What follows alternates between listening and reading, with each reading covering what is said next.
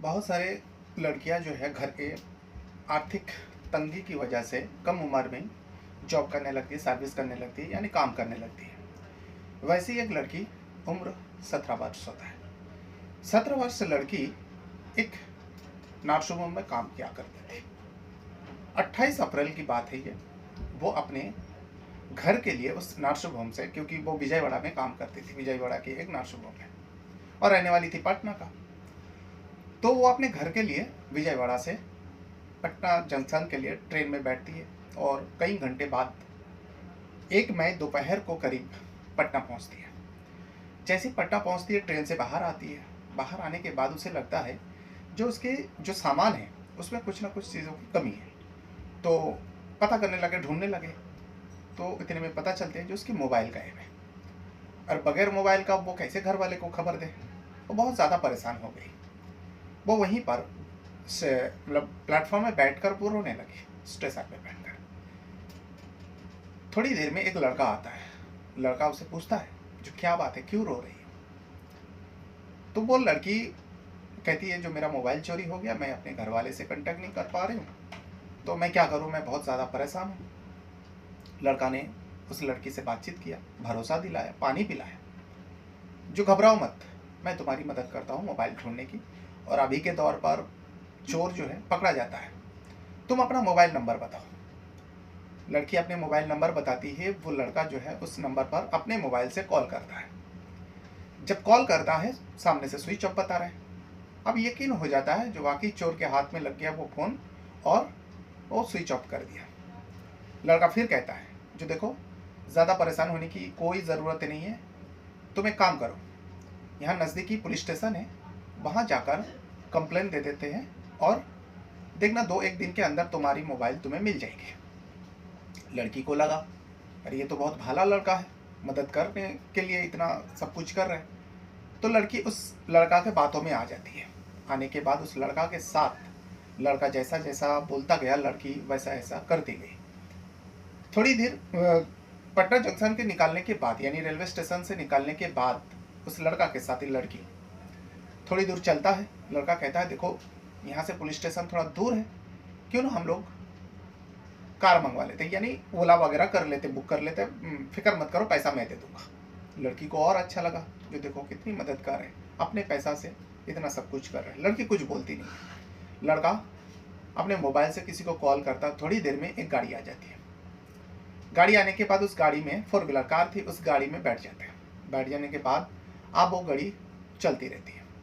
देखते ही देखते शाम हो जाती है, अंधेरा हो जाता है। तब तक जो है गांधी मैदान, जो पटना में गांधी मैदान है, उस जगह पर पहुंचते हैं। अब लड़की को थोड़ा इस लड़का के ऊपर शक होने लगा, जो इतना देर हो गया कोई पुलिस स्टेशन और पटना जंक्शन के अंदर, गांधी मैदान के पास, अंधेरा भी हो गया। लड़की कहती है जो देखो अब अंधेरा हो गया, कहाँ पुलिस स्टेशन है। अब वो लड़का जवाब नहीं दे रहा था। लड़का कहता है तुम चुपचाप बैठे रहो। अब उस गांधी मैदान के पास वो लड़का जो है उस लड़की के साथ कार के अंदर छेड़खानी करता है। लड़की विरोध करती है, लेकिन वो लड़का रुकता नहीं है, लड़की के साथ जबरदस्ती करता है। लड़की भागने की कोशिश करती है, चिल्लाने की कोशिश करती है। लड़का उसे धमकाता है, यहाँ तक कि जिस गाड़ी में वो लोग बैठे थे, वो गाड़ी का ड्राइवर भी जो है उस लड़की को धमकाते हैं जो ज़्यादा चीख मत, नहीं तो तुझे मार देंगे। अब ये लड़की समझ जाती है ये ड्राइवर जो है वो भी इस लड़का के साथ ही है। अब लड़की बहुत रोती है, गिड़गिड़ाती है, हाथ जोड़ती है जो मुझे छोड़ दो।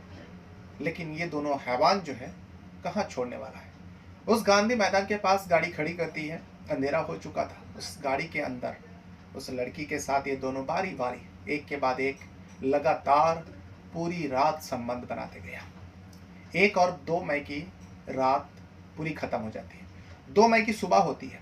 सुबह होने के बाद फिर से वो गाड़ी लेकर इधर उधर भगाने लगते हैं। लड़की गाड़ी के अंदर ही थी। लड़की कुछ समझ ही नहीं पा रही थी, उसका दिमाग काम नहीं कर रहा था। लड़की मदद मांगे तो किससे मदद मांगे। अब लड़की के पास कोई चारा नहीं, बार बार ये दोनों धमका रहा है। फिर 2 मई को ही एक जगह में और लेकर जाता। तब तक 2 मई की शाम हो जाती है। एक नई बिल्डिंग बन रहे थे, उस बिल्डिंग के पास पहुंचते हैं। तभी भी अंधेरा हो गया था। या भी ये 2 तारीख की बात है, 2 मई, अंधेरा हो चुका था। कुछ खाना भी लेकर आया था ये दोनों, उस लड़की को जबरन खाना खिलाते। लड़की मना करती है, लड़की हाथ जोड़ती है, मुझे छोड़ दो, मुझे जाने दो। लेकिन ये दोनों जो है उस लड़की को ज़बरदस्ती खाना खिलाते हैं। खाना खिलाने के बाद कार से बाहर निकाला जाता है और निकल के उस नई जो बिल्डिंग बन रही थी उस बिल्डिंग के अंदर लेकर जाते हैं। जहाँ पर लेकर जाता है वहाँ पे ऑलरेडी एक लड़का और मौजूद था। जब वहाँ पर पहुँचता है वो लड़का भी इन दोनों का साथी होता है, जो पहले से ही दो लड़का इस लड़की के साथ ये सारी हरकतें कर रहे थे। वहाँ पर पहुँचने के बाद अब इस लड़की के साथ 2 और 3 मई की पूरी रात ये तीनों वारी वारी से उसका रेप करता रहा। लड़की का प्राइवेट पार्ट से खून बहता रहा। लड़की हाथ जोड़ती रही, पैर पकड़ती रही, गिड़गिड़ाती रही, जो मुझे छोड़ दो, मुझे जाने दो। लेकिन ये तीनों कहाँ रुकने वाले थे। ये तीनों एक के बाद एक उस लड़की के साथ, लड़की का उम्र महज 17 साल थी, उस लड़की के साथ रेप करता रहा। अब 2 और 3 मई की रात भी गुजर जाते हैं। 3 मई सुबह होती है। 3 मई सुबह होते होते ही एकदम सुबह सवेरे फिर से ये तीनों उस लड़की को लेकर गाड़ी में बैठते हैं और गाड़ी में बैठने के बाद फिर गांधी मैदान के पास आते हैं और उस लड़की को छोड़कर वहां से तीनों फरार हो जाते हैं। लड़की को इस हालत में छोड़ के चले तो जाते हैं, लेकिन लड़की वहीं बैठकर रोती। रोने के अलावा उसके पास कोई चारा नहीं था। लड़की अपने दर्द से छटपटा रही थी, लेकिन कोई मददगार नहीं आ रहे थे सामने, और लड़की किसी से मदद भी नहीं मांग पा रही थी। वो डरी थी, वो सहमी थी। उसे पहले ही एक मदद के नाम पर उसके साथ ये सब कुछ हो रहा 2-3 दिनों से।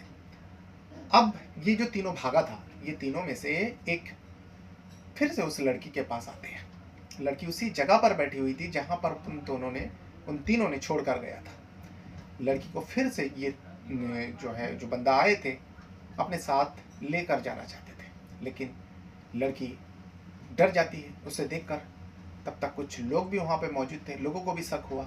लोग उस लड़की के पास पहुँचते, देख कर वो शख्स जो है वहाँ से फरार हो जाता। उसके बाद लड़की उन लोगों के सामने अपने आप बीती सुनाती है। फ़ौरन उस लड़की को लेकर पटना पुलिस स्टेशन में पहुँचते हैं।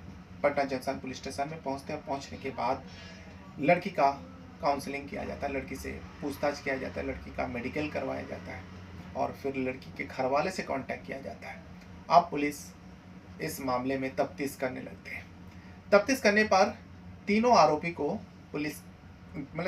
के बारे में पुलिस को पता तो चल जाती है। उसमें से 2 आरोपी को पुलिस पकड़ लेती है।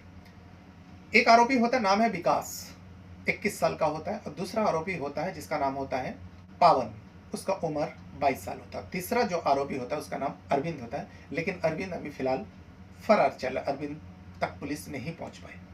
विकास वही लड़का है जो शुरुआत में रेलवे स्टेशन पे उस लड़की को पहली बार देखा और उसका मदद करने के लिए उसको बहला फुसलाकर अपने साथ रेलवे स्टेशन से बाहर लेकर गया। फिर उस लड़की के साथ अपने दोस्त की मदद से दोनों मिलकर वारी वारी बलात्कार करते गया, रेप करते गया। विकास अपना गुनाह कबूल करता है। विकास के साथ साथ पवन भी अपना गुनाह कबूल करता है, और इन दोनों ने, विकास और पवन ने, पुलिस को तहरीर दिया। जो सब हम दोनों ही नहीं बल्कि जो तीसरा शख्स था वो भी हम लोग का ही दोस्त है, अरविंद है। अरविंद के बारे में बताया जाता है, लेकिन अरविंद फरार चला। पुलिस SIT गठित कर देता है अरविंद को पकड़ने के लिए, जाल बिछा देते, खबरी को लगा देते हैं। लेकिन इस घटना में सिर्फ पटना जंक्शन ही नहीं, बल्कि क्योंकि लड़की जो है बिहार के पूर्वी चंपारण का रहने वाली थी, अपने घर की तंगी की वजह से, घर की तकलीफों की वजह से 17 साल की उम्र में ही पढ़ाई लिखाई छोड़कर वो विजयवाड़ा में एक नर्सिंग होम में काम करने लगी थी। और उसी लड़की के साथ ये दुर्घटना होती है। 1 मई से लेकर 3 मई तक लगातार कंटिन्यू, बारी बारी से, कभी 1, कभी 2 तो कभी 3, जब जिसका मन करता उस लड़की के साथ रेप करता। उसके प्राइवेट पार्ट से खून बहता, तभी भी इन तीनों हैवानों को ज़रा भी नरमी नहीं आते, उस लड़की के ऊपर ज़रा भी रहम नहीं आती, जो अब बहुत हो चुका है, इस लड़की को छोड़ दो। जब उन तीनों का मन भर जाता है तब उस लड़की को फेंक कर चले जाते हैं। लेकिन फिर थोड़ी देर बाद उन तीनों में से एक को लगा नहीं, लड़की को फिर से लेकर आना चाहिए, फिर से उसके साथ वही चीज़ करना चाहिए। लेकिन जब दूसरी बार उस लड़की को अगवा करने आते, लड़की को उठाने आते, तब तक लड़की जो है लोगों को अपने बारे में बता देती है। तो ये वो पूरा घटना है जिसे सुनने के बाद हर किसी का रोंगटे खड़े हो जाते हैं। हर कोई चाहता है इन तीनों को मौत की सज़ा दें, लेकिन हमारे देश के कानून जो है सुधारने का मौका देते हैं, तभी ऐसे घटनाएं जो है दिन ब दिन बढ़ते ही जा रहे हैं।